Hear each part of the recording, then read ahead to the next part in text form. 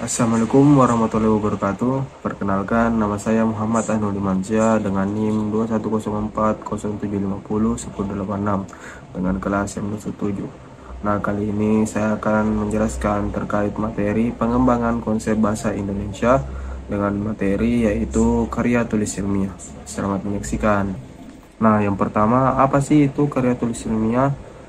Karya ilmiah merupakan sebuah karya tulis yang berisi paparan atau suatu pembahasan secara ilmiah yang dilakukan oleh seorang penulis ataupun seorang peneliti. Karya ilmiah ini merupakan karya tulis yang sengaja dibuat untuk memecahkan suatu masalah. Biasanya berisi mengenai fakta, data, serta solusi mengenai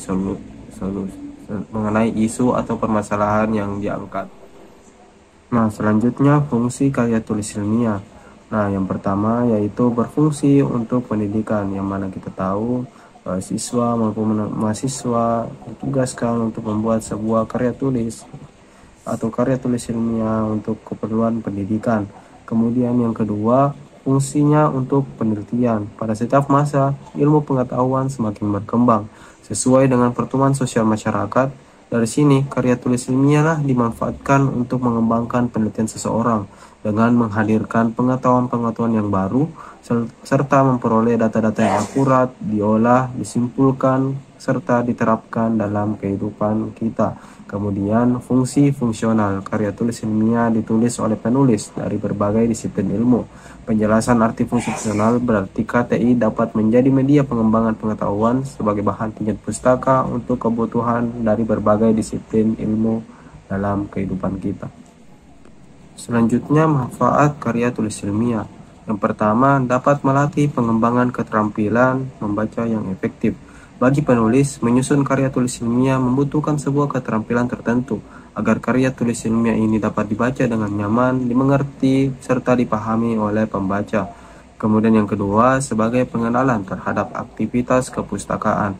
Sebuah karya tulis ilmiah syarat akan sumber dan juga narasumber. Sumber penyusunan karya tulis ilmiah didapat dari teori-teori para ahli yang telah dibukukan atau tertuang dalam jurnal ilmiah yang dapat diakses melalui media internet. Sumber-sumber ini disebut sebagai sumber pustaka.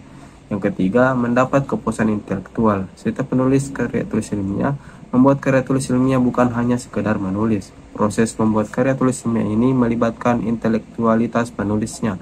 Karya tulis ilmiah disusun berdasarkan penelitian, percobaan, wawancara dengan narasumber, serta menghimpun teori dari sumber-sumber pustaka yang diperoleh. Ketika sudah mendapat hasil yang dirasa cukup, berhasil mempersembahkannya di depan penguji, maka penulis akan merasa puas ketika karya tulis ilmiahnya diterima oleh banyak orang.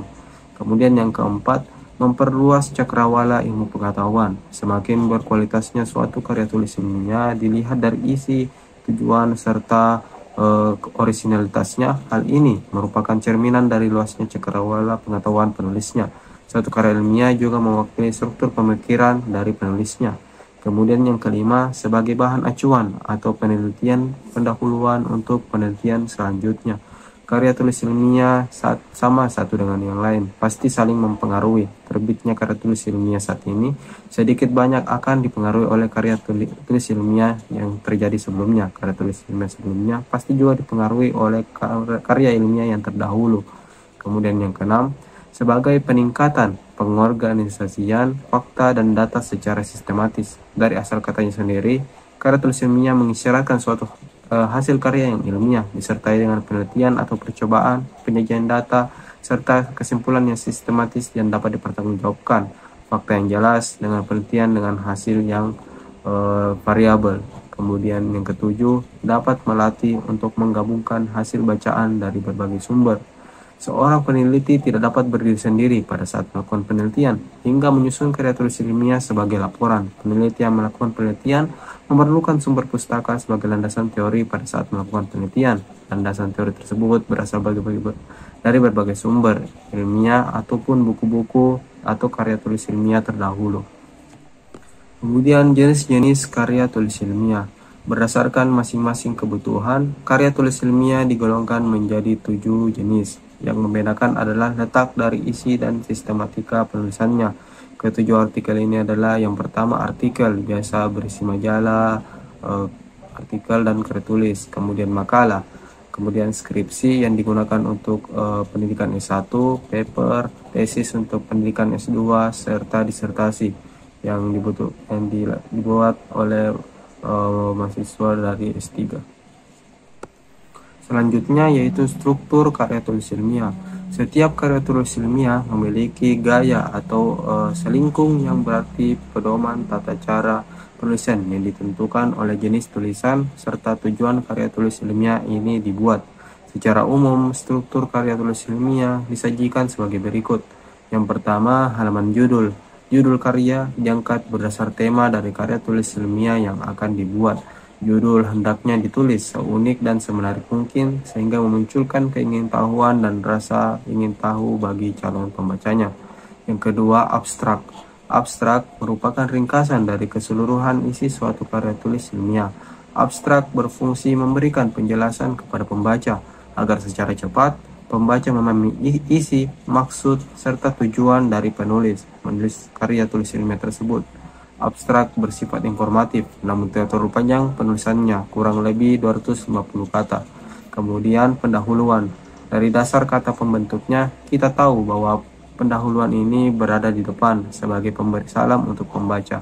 Pendahuluan biasanya menceritakan alasan penulis melakukan sebuah penelitian, apa yang melatar belakangi penelitian ini dilakukan, menceritakan tujuan penelitian, serta manfaat apa dari karya tulis ilmiah ini dibuat. Kemudian kerangka teoritis. Dari asal katanya, kerangka berasal dari kata rangka yang berfungsi sebagai penyangga, pilar, garis besar, ataupun sebuah konsep. Sedangkan teori adalah suatu pendapat atau argumen yang didapat berdasarkan penelitian atau penemuan yang didukung oleh data serta fakta penunjang. Maka dengan definisi pengertian di atas, kerangka teori merupakan garis besar rancangan konsep yang sistematis yang akan menjadi panduan sebuah penelitian oleh peneliti. Kemudian metode penelitian. Untuk mengembangkan kerangka yang telah dibuat, terlebih dahulu harus dilakukan metode penelitiannya. Metode penelitian ini merupakan langkah-langkah yang dilakukan seorang peneliti untuk memperoleh hasil yang tepat dari penelitiannya tersebut. Biasanya, metode yang dipakai adalah metode kualitatif. Metode kualitatif secara garis besar berfokus pada analisa serta riset yang mendalam. Sedangkan metode kuantitatif merupakan metode yang banyak terkait dengan penggunaan angka, tabel, serta statistik. Kemudian pembahasan. Pembahasan menjadi bagian yang paling panjang pada penulisan karya tulis ilmiah. Pembahasan berfungsi menjelaskan tujuan, manfaat, metode, kerangka teori, serta rumusan masalah yang disertai dengan data-data yang telah diperoleh. Jika karya tulis ilmiah ini dibagikan ke khalayak umum, yang akan memunculkan tanya jawab adalah pada bagian ini. Kemudian kesimpulan serta saran. Kesimpulan selalu berada di bagian paling akhir sebuah karya tulis ilmiah yang berisi pendapat dari penulis atas semua yang telah dibahas dari penelitiannya. Tujuannya adalah agar pembaca memperoleh wawasan baru dari subjek yang telah dibahas. Saran biasanya berisi pesan dari penulis agar suatu ketika jika pembaca ingin melakukan penelitian yang sama, mereka dapat menemukan cara yang efektif atau justru mengembangkan penelitian tersebut lebih luas lagi. Kemudian daftar pustaka. Daftar pustaka merupakan sebuah daftar yang berisi sumber teori yang digunakan oleh penulis dalam sebuah penelitiannya.